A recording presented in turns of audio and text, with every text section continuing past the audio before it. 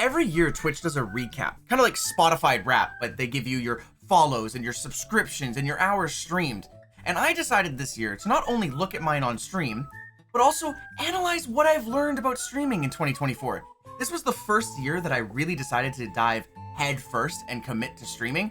There was a lot of learnables, but also a lot of great moments this year. So I put on a little PowerPoint presentation for my chat and gave them a little spiel. Hopefully you enjoy it. Okay, bye. Bye. Make sure you hit the subscribe button. Have a good day. See ya. Bye. Now, the whole reason the chat is broken, as you can see, is because I have prepared a little presentation for you guys. Who the fuck sent me a Discord message?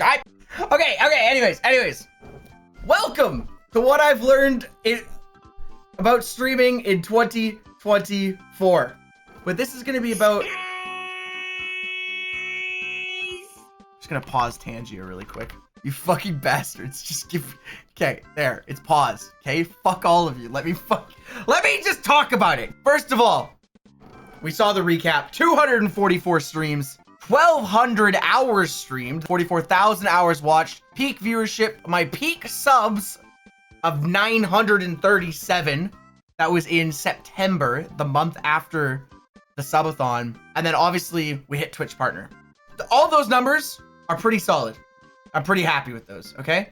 But what I wanted to see was how they compared to 2023, okay? And as you can see, greens across the board.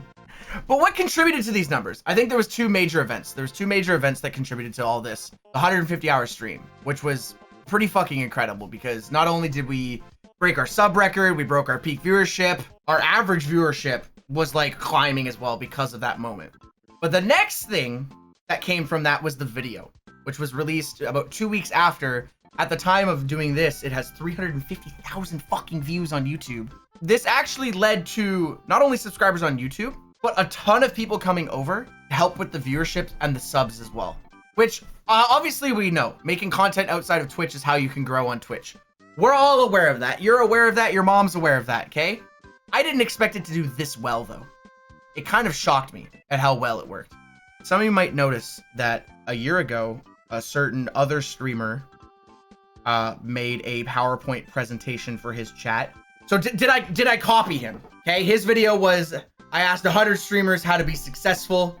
So he was more analyzing the whole situation of being a streamer on Twitch. I'm doing something that he actually taught me in this video called the Yoink and Twist. So yes, I'm copying him.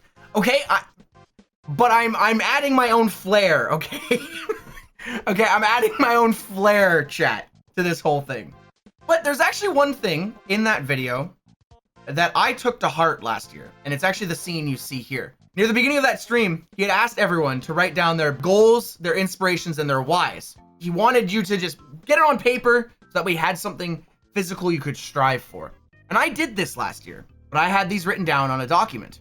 We'll start with my whys. My why number one, a little greedy. I'll admit it. It's a little greedy, okay? But he said to be honest. So I was honest. The extra income, okay? Because it helps. Even if it was like $50 a month. It's one of those things that's just like, cool, I can buy a new video game, right? Okay, my other why is I'm an extrovert. I really like to talk. I really like to connect with people. I really like to just interact with everyone, whether it's through a fucking camera or in person. Now, the last why is a little bit personal, but I wanted to practice my on-camera skills. Now, I don't like to talk about work too much on stream, but as someone who was clearly becoming more in front of camera, I wanted to make sure that I would have the strength in order to do it. So I wanted to stream in order to practice that. My inspirations. Who were my inspirations last year? Well, let's start with maybe the guy I yoink and twisted this whole idea from, Ludwig. I was a big fan of his style of content, the YouTube videos he ended up making, the events he put on. So he was one of my inspirations, okay? My next inspiration was a very small streamer. She's still a very small streamer, but I really enjoy how she like acts and who she is on camera, and that's Rainy Paws. We've actually rated her a couple times, but the reason I've enjoyed Rainy Paws streams so much is because she was someone who would just go live and would always have amazing engagement with her audience. Whether it was when she was playing Minecraft or Overwatch or whatever. And then we actually talked with her in DMs a couple months ago, One of the things she said she was struggling with was she just wanted to try to find her games again that she was really enjoying. She felt like she was more just streaming because she had to. And so she's actually transitioned into a Final Fantasy online creator now. Basically all she streams. But you know what? She was able to keep her viewership because of who she is and how people just engaged with her. And that's what inspired me. She was constantly engaging with chat. And my last individual who I looked up to was Aria. Aria is an inspiration because that girl goes live for 40 hours, gets off for 5 hours, and then comes back and streams for another 40. I don't know how she does it. And the whole time, she just plays TFT. Nothing else. So in terms of like her just marathon stamina, that's why Aria was an inspiration for me. Now, some goals I had. I want to just create an awesome community. I know it's kind of vague. It's kind of boring. Okay. I wanted to hit 1,000 followers. Okay. And I also wanted to unlock Twitch affiliate. Those were my 2023 or 2024 goals that I wrote at the end of 2023. I didn't fail goal 1. Okay, I was gonna say, I think we succeeded on all of them. Okay, considering I have 12,000 followers and we're Twitch partner now. That's subjective. It's not subjective. You guys are the community. As Barrington just said, stop insulting yourself. Some of my biggest takeaways though from this year was that, like I mentioned earlier, the other content really helps, but only kinda. I think TikTok definitely falls under the realm of luck. I've always been someone who has said that content creation is not luck, it's skill-based. And I still truly believe that for like 95% of the content you will put out there. I've tried uploading a couple of shorts. I've tried uploading different styles of them. Not a ton, not as much as I probably should. And in the end, only one TikTok helped me grow. And it was on another channel uploaded by my mod, AJ. All the TikToks I did didn't lead to any growth. No one came over and said, hey, I liked that TikTok you uploaded, okay? It's just solely AJ. That's one big takeaway. Other content definitely helps. But following up on this, if you're going to do TikToks and you're going to lean towards the short realm, it's all about that clip content. Gotta get it. We're still in a clip farming meta. We've been in this for like 2 years now. But one of the things I will follow up with is never be upset at anyone else uploading your content. I know I can already hear the keyboard warriors typing away, react Andy. Okay? If I didn't upload it and someone else did, that's still a net positive. If I uploaded something and someone else uploads the same thing, that's still a positive. Because ultimately, if half the people watch this clip and half the people watch my clip, that's twice as many viewers, or that's the same amount of viewers, right? It doesn't matter. You want other people to clip and upload. It's a huge reason why Jinxie blew up this year. It's a huge reason why Queso blew up this year. So never ever be mad at other people uploading your content. Another big takeaway that happened this year is definitely the events. Okay?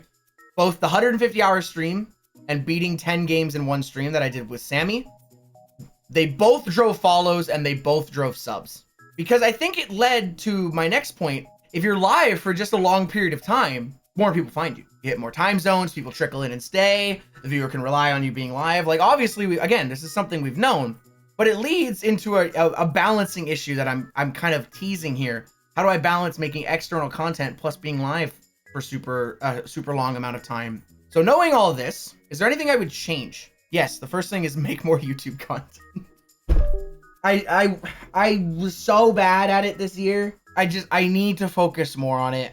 Okay, and I also just need to plan my streams more before I go live, because sometimes I just like fucking shoot the shit, saying all of this, all of what I've learned, some big takeaways. Like I mentioned, how the fuck do you balance YouTube, Twitch, TikTok, and events? What's the perfect formula? Fuck it, I didn't fucking, when I was sitting down making this PowerPoint presentation, I didn't fucking know.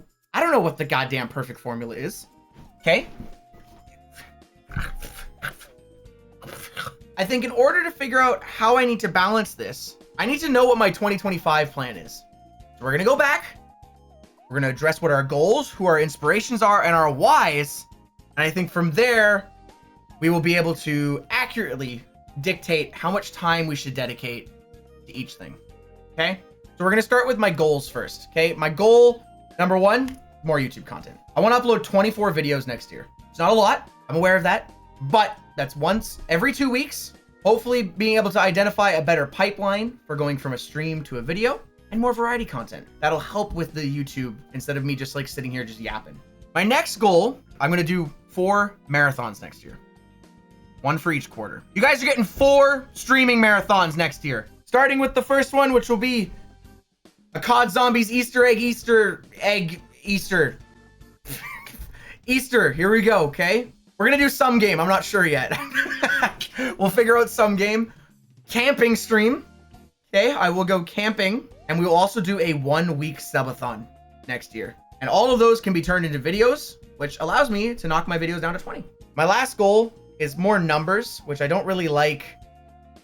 I don't like setting numbers because I feel like you can disappoint yourself pretty easily with them if you don't quite hit them. But I still have them. They'll still think it's good to strive for something like that. I want to hit 50K followers. I want to peak at some point at 1,250 subs. And I want to see if I can push to 1,500 hours of streaming. That's a lot. That is 400 more hours of streaming than I did this year. So that last goal is going to be really tough to do. I think the first 2 we can do. That last one's gonna be really hard. So those are my goals. More YouTube content, quarterly marathons, and my number goals there. We also need to go into who our inspirations are. We're still keeping some of our same inspirations as before. So Ludwig, Rainy Paws, and Arya. But our new inspirations that we're adding on to this, Extra Emily, the fucking queen of IRL content. She is the goddamn just master of going outside and having a good time and streaming. My second inspiration, I wanted to pick another small streamer. Okay, just like I did last time. Zoe Sauce. We've rated her 2 times before. She's a relatively small streamer. But she also is the definition of just going live and playing like whatever game she wants and having a good time. She doesn't necessarily worry about numbers too much. She just kind of plays whatever comes to her mind. And she goes live like every day. I would hope that even though I've set my goals on some numbers, that they would not discourage me from still doing what I want, which is streaming. And my last inspiration focused around the events. Kai, sorry Kai, that was the best photo I could find of you. Kai has become the master of events this year in terms of his Elden Ring streaming marathons, the whole Mafia-thon, every other marathon he's done. So those are gonna be my 3 inspirations carrying forward into 2025. Why am I doing this again? Why am I streaming? Did I not peak in 2024? Don't answer, because I know some of you are gonna fucking answer yes, okay? Why? I want more people here. It's a lot of fun. I love to interact. It's great. I want more. Stop saying yes. I can stop. You peaked 25 years ago. I was 2. I want a larger audience. I want more people. I want to have more interactions. I love the interactions I have now. Imagine with more. It's gonna be great. Funny moments all around. My next one that we're going into another personal why. This year has helped a lot, but I still want to continue to build my own confidence. Now I know some of you are gonna tear me down. It's fine. But hearing bullying from you 24/7 has helped me go out into the real world and have a little bit more confidence in myself. So I want to keep building my own personal confidence.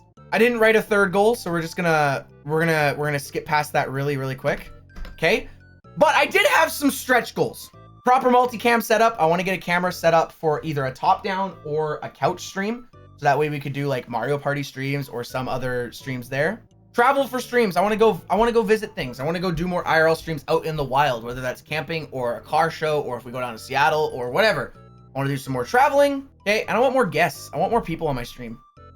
I had a lot of fun when we had that one puzzle stream back in like May, when it was Ariana, Nicole, and Taylor, and we were all building a puzzle together.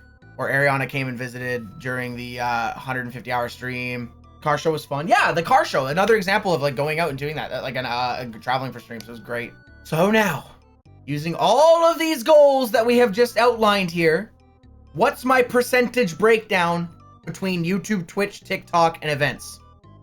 Well, no surprise, it's still going to be mostly Twitch. Okay?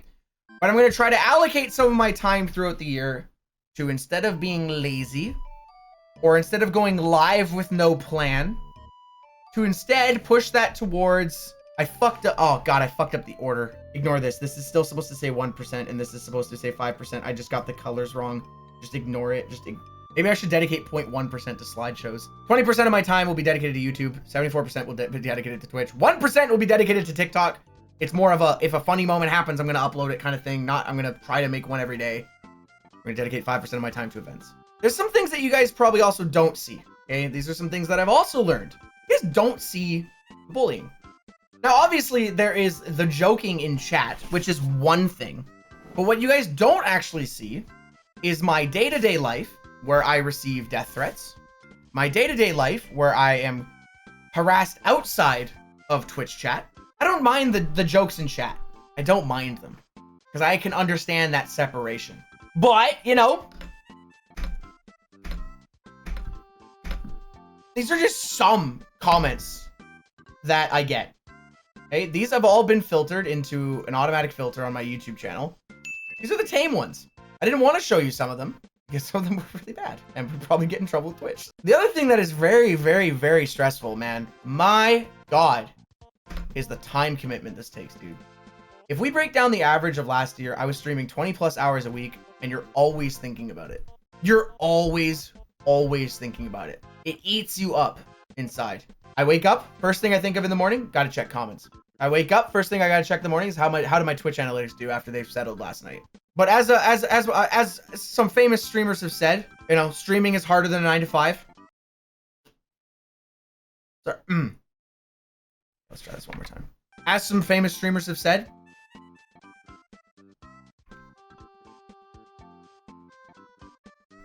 okay, a second. I'm trying not to laugh. Sorry. Streaming is very fun. Streaming is very, very fun. Okay? But it is still harder than a 9 to 5. So, thank you for coming to my PowerPoint presentation. I really, really appreciate you guys being here. And I also have a special recap video for you guys. It's about 2 minutes long. It's more of a montage than like a clips moment. But I was hoping you guys would enjoy this. Genuinely, while I was editing this, I could not stop smiling because I don't think I've ever seen myself smile as much this year as I have any other year in my life. Here is my Twitch 2024 recap.